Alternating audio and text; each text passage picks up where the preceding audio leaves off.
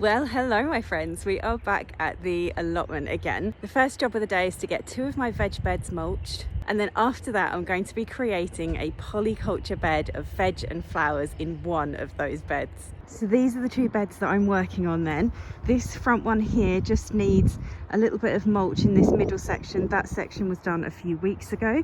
And then over here you can see I've got a very weedy little corner that needs sorting out, and then this whole bed needs to be mulched as well. I've already topped up the path along here with wood chip. I need to do the same thing along this one, and then possibly a little bit more along the back here, and then those 2 beds are fully prepared and ready to go. So that has actually taken me a full hour to sort out. I had a little bit more weeding to do than I thought, but I have gone and got all of the mulch that I needed. Both of those beds are now done. Let me show you what they look like, and then I'm going to share with you the different seeds that I'm sowing outside in March in this polyculture bed. So this is what the 2 beds look like now, and I'm really pleased. It's a decent blank canvas then. So all that's in this one is the rhubarb and a little bit of chard left over from last season. I've got a couple of rows of garlic there. There's a little bit of parsley that's hanging on that I've just kept in there, but that's pretty much it. Everything else is going to be freshly sown. My overall plan for the allotment is that this front bed here is going to be the polyculture bed, and then this one along here is going to have all of my salad crops in. So I'm going to cane some tomatoes and kind of put those down the middle, and then I'll grow other salad crops around it. I'm going to add in an archway that's going to run along that path there, and I'm going to grow some climbing beans and some climbing courgettes and squash and things like that up there. And then this much longer back bed, it's actually wider. I haven't got enough either cardboard or of this weed suppressing membrane to actually get to the edge as yet. But this bed here, once that's been created, it's going to be my 3 sister bed. So you probably all know what a 3 sister bed is. It's basically where I'm going to grow my sweet corn. Sweet corn needs to be grown in blocks really. There needs to be quite a few of them, at least I would say half a dozen, because they pollinate each other in the wind. So I will be planting out sweet corn, and then I will be growing some courgettes and squash and things all around the base of the sweet corn, and then I'll be growing some climbing vegetables up the sweet corn. Okay, so now we're at the really exciting bit where I'm going to show you the seeds that you can plant outdoors in March. I very stupidly have forgotten to bring my tripod with me, so we're going to be doing this one-handed and in a slightly odd position, but we're going to give it a go. So I've got 2 types of carrot that are going to go out into the ground. I have got carrot top weight. Now this was as you can see on there, is a free packet of seeds from DT Brown's with an order that I made last year. This seed should still be good for this year though. And then the other one I've got is this Unwin's Rainbow Mix. Now this is one of the packets of seeds that I got from my mum's seed box. If you want to know more about the seed inventory that I took this year and all the different seeds that I've got, then take a look at a playlist that I'm going to link above for you. Now these seeds, it says sow by 2024, so they are still in date. And the only thing I'm going to say about the carrot seed is I won't be planting that in any of the beds that I've just newly created as no dig beds, the beds that have got the strip of cardboard or layer of cardboard underneath the compost. And that's because carrots don't like to be disturbed. Even things like stones and pebbles and things in the ground will just put off a carrot, and you'll end up with something that is forked and has kind of grown around a stone, or you'll end up with stunted growth. Now if you imagine, if your cardboard doesn't rot down quickly enough, that could be because, I don't know, maybe for the rest of spring it's quite dry, then the carrots aren't going to be strong enough to kind of grow through that cardboard. So the carrots are only going to go on the beds that are a couple of years old. And that's just a precautionary measure that I take. You absolutely do not have to stick to that. You can grow your carrots wherever you want. Okay, I've also got 2 types of salad rocket. I've got wasabi, and I think the other one's called something like Tiritzia. And the Tiritzia one I think is a fast growing one. The wasabi is quite a spicy one. So these are ready to go out in March, and you can still sow them next month as well. It's not too late to get these and put these in April or May. I've then got 2 types of salad leaf because I want to start picking that as soon as I possibly can. I've got an all the year round lettuce, and I've got beetroot bull's blood. Now the beetroot bull's blood is not a proper beetroot as such. You don't grow it for the bulbs. you grow it for the leaf. And you know when you buy your packets of salad and things in the supermarkets and you get like little red beetroot leaves in, it tends to be this stuff here. And then my other two leafy greens that I'm putting in as well are some Swiss chard and some spinach. I've got spinach trombone. This one is meant to be really good at not succumbing to powdery mildew, which is a problem that I have had with spinach in the past, as well as actually things in the squash family. So I'm hoping that this year the spinach is going to be successful. I have also got the remainder of 2 packets of onion seed that you will have seen me grow in a previous video. So in my chili fever video, I will put a link to it up above somewhere or in the description.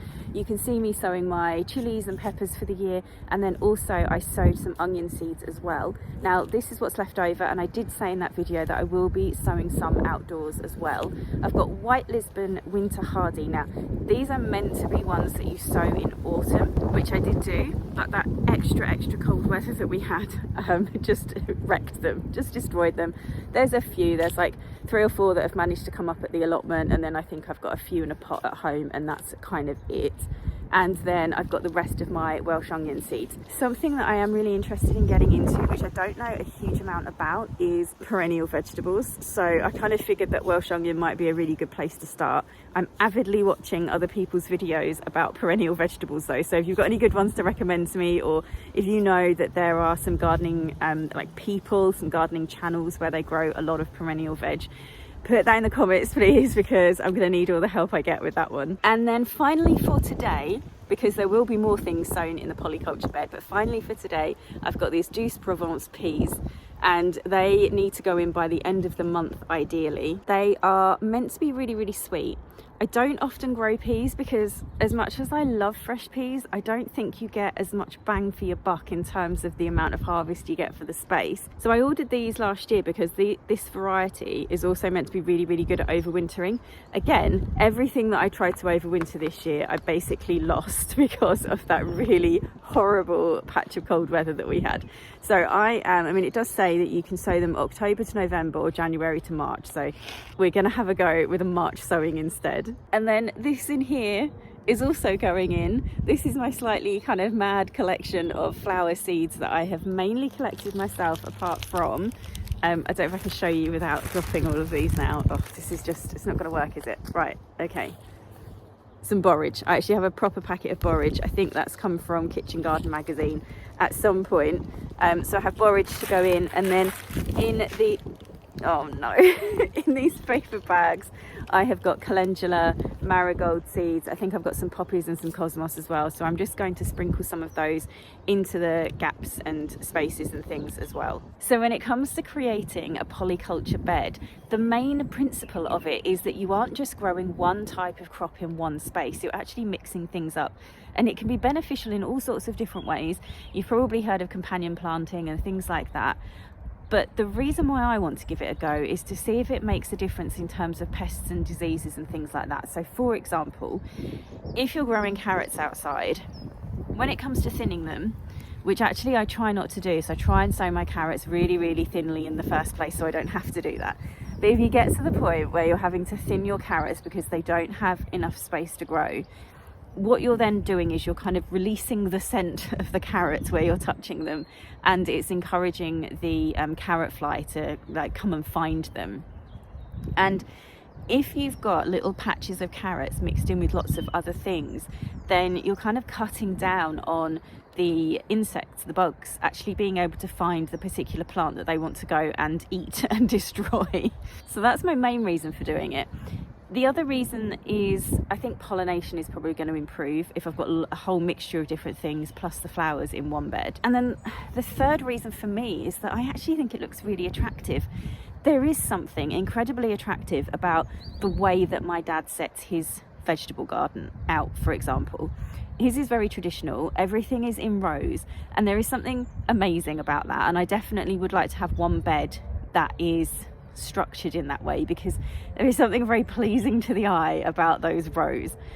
However, I also find higgledy-piggledy garden beds really beautiful as well, and something that I really enjoy looking at. And I thought, well, I've got a flower patch, I've got a section that I'm going to turn into a fruit patch, And I've got these 3 beds that are predominantly for vegetables, and I've got 3. So my first thought was I could do crop rotation, but then I thought I don't want to do that. I want to try something different.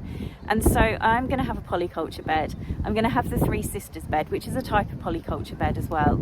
And then that middle bed, I'm going to try and grow things in rows, just so that I have an element of that in there as well. So watch this space. If that sounds interesting to you or intriguing, or you'd like to know whether I managed to actually do it or not, hit subscribe and maybe watch a few old videos, catch up a little bit on where I am with my allotment and who I am and things like that. And then, yeah, stay tuned for future videos. All I've done to plant these seeds is I've just pushed back the soil a little bit, and we're going to pop some beetroot bull's blood in this section. And I've got a handful of the seeds here. You can see they just look like a fairly regular beetroot seed. They're quite big seeds as well, and all I'm doing is broadcasting them fairly evenly. She says it doesn't matter too much with this because it's cut and come again. Just dropping them into that patch, broadcasting the seed, which basically means you're kind of scattering it fairly evenly and then covering it back over. And I'm just going to go around the bed, making all of these different patches of all of these different seeds. I decided to just sit on the floor because of, you know, the absence of a tripod. It's actually quite comfortable. But all I'm going to do then is I'm going to go around this bed and I'm going to sow little patches just like that, clear a little bit of space, drop a few seeds in, cover them over. I'm going to do that across this whole bed. And then what I'll do is I'll just monitor what comes up. I'll also, when the seeds that I'm sowing indoors for things like some brassicas, I've got some cabbage seed to sow, all of those sorts of things.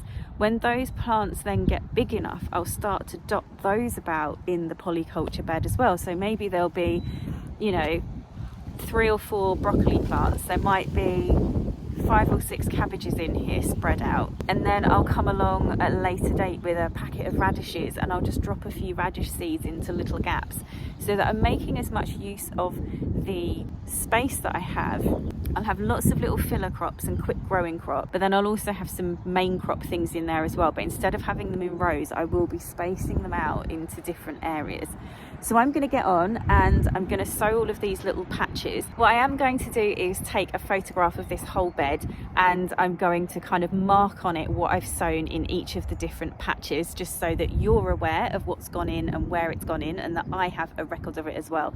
I don't particularly want to go around and stick in like 20 labels for all of the different things, but I will mark them on a photograph, and hopefully you are seeing this on screen right now. I hope that you found it really interesting to find out some different seeds that you can grow outside right now in the UK. If you still have very, very cold weather where you are, then don't worry. All of the different things that I have showed you that I am going to be sowing right now can also be sown throughout April as well. If you want to wait until your temperatures get into double figures regularly, so you know, sort of 10 degrees or more, that's 10 degrees Celsius for us in the UK.